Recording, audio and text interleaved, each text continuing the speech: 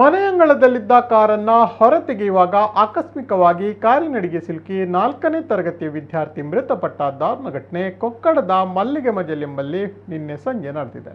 ಮಲ್ಲಿಗೆ ಮಜಲ್ ನಿವಾಸಿ ಅಬ್ದುಲ್ ಹಮೀದ್ ಎಂಬುವರ ಪುತ್ರ 4ನೇ ತರಗತಿಯ ವಿದ್ಯಾರ್ಥಿ 10ರ ಹರೆಯದ ನವಾಫ್ ಇಸ್ಮಾಯಿಲ್ ಮೃತ ಬಾಲಕ.